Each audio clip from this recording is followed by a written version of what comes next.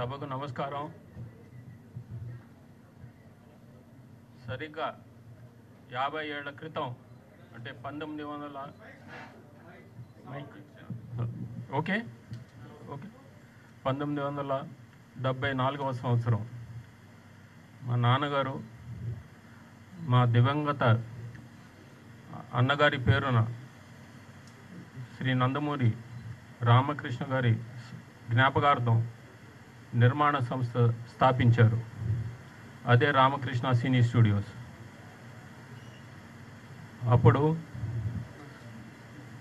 ఇప్పుడు ఈ రామకృష్ణ సినీ స్టూడియోస్ కూడా 50 వసంతాలు పూర్తి చేసుకుంది. అది ఎవరికి మీ అందరికీ గుర్తు చేస్తున్నాను. అలాగే ఆయనతో పాటు ఒక యువ హీరోని పరిచయం చేయటం జరిగింది. అదే మా తమ్ముడు నందమూరి బాలకృష్ణ గారిని. ఇప్పటికీ 50 సంవత్సరాలు పూర్తయింది.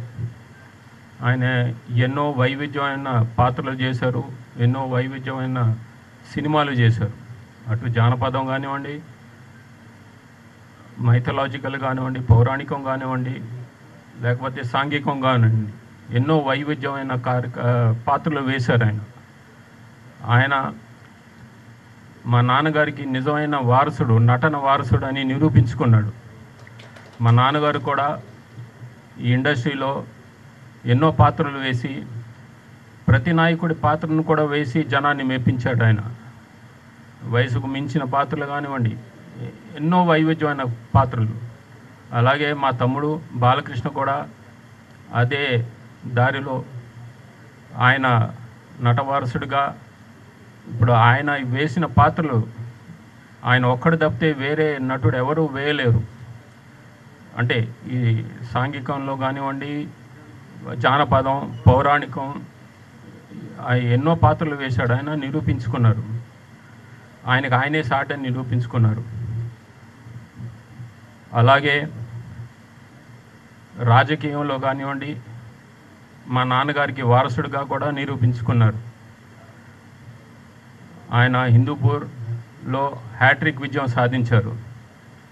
మా నాన్నగారు ప్రాతినిధ్యం వహించిన హిందూపూర్ మా అన్నగారు నందమూరి హరికృష్ణ గారు కూడా ప్రాతినిధ్యం వహించారు.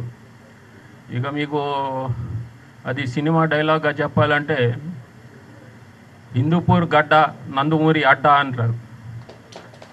అది సో ఆయన ఒక రాజకీయ దురంధరుడుగా కూడా నిరూపించుకున్నాడు. ఆయన సత్తా ఏంటో చాటారు. అలాగే సామాజిక సేవా కార్యక్రమంలో కానివ్వండి, ఆయన ఇప్పుడు ఆయన చైర్మన్గా ప్రాతినిధ్యం వహిస్తున్న క్యాన్సర్ హాస్పిటల్, అది అంచెలంచెలుగా ఎదిగి ఇప్పుడు దేశంలోనే అత్యుత్తమంగా పిలువబడే క్యాన్సర్ హాస్పిటల్గా పేరొందింది. ఆయన ఎన్నో సేవలు, సామాజిక సేవలు చేస్తున్నారు. సో ఇంకా ఎన్నో చెప్పాలి ఆయన గురించి. బట్ ఇది పరిచయ వేదిక అంటే తెలుగులో చెప్తున్నాను. అదే మీ ఆంగ్లంలో అయితే ఇది కర్టెన్ రైజరు, టీజరు, లేకపోతే ట్రైలరు. సో అన్నీ ఇప్పుడే చెప్తే అది కాదు. సో ఎలాగైనా ఈ సినిమా ఇండస్ట్రీ ఆయన్ని ఘనంగా సత్కరించాలని పూనుకుంది.